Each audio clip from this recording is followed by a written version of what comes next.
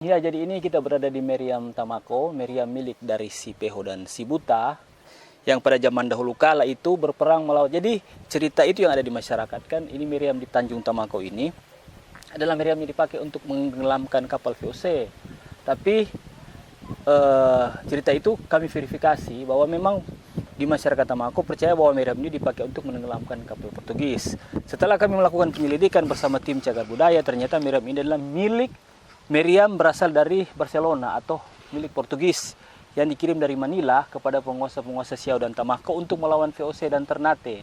Jadi meriam ini adalah meriam buatan meriam Spanyol. Dan ini meriam dipakai untuk bertempur melawan penjajah atau melawan invasi VOC dan Ternate yang pada periode abad 16 akhir sampai ke-17 itu kerajaan-kerajaan Sangihe, Siau dan Tamako terutama diserang oleh kapal VOC dan Ternate, sehingga si Pengka dan si Peho ini mereka adalah pejuang-pejuang Sangir yang berkoordinasi juga bersama-sama dengan Raja Diamanti, Raja Menganitu. Waktu itu karena ada dendam dari kerajaan Menganitu atas dieksekusinya Batak Santiago, sehingga Diamanti berperang juga melawan VOC dan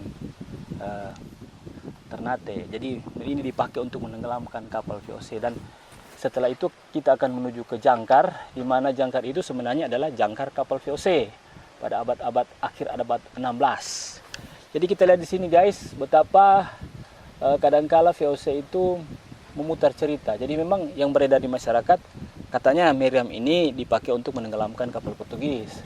Tapi setelah kami menyelidiki bahwa meriam ini adalah meriam Portugis, ini ada dua gelang, 6 gelang di belakang, maka sesuai dengan sejarah yang kami pelajari bahwa meriam ini adalah meriam dari Manila, dibuat di Barcelona pada tahun itu untuk berperang melawan, dipakai untuk menenggelamkan kapal VOC.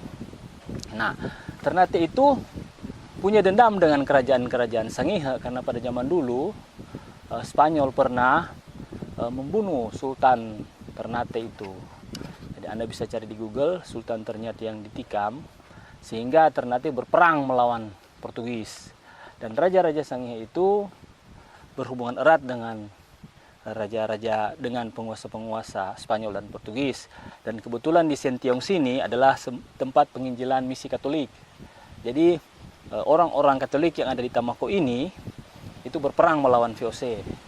Nah, lambat laun karena VOC semakin kuat, maka akhirnya tempat ini sudah menjadi tempat sejarah, dan sampai sekarang juga masyarakat di Tamako itu sangat menjaga situs ini karena tempat ini juga dijadikan tempat warisan cagar budaya, dan dari tim kebudayaan akan memasukkan ini menjadi salah satu cagar budaya agar supaya dapat dilindungi dan dilestarikan sebagai warisan bagi anak cucu, sejarah yang baik, sejarah perjuangan masyarakat Sangihe, pendekar Sangihe melawan para penjajah.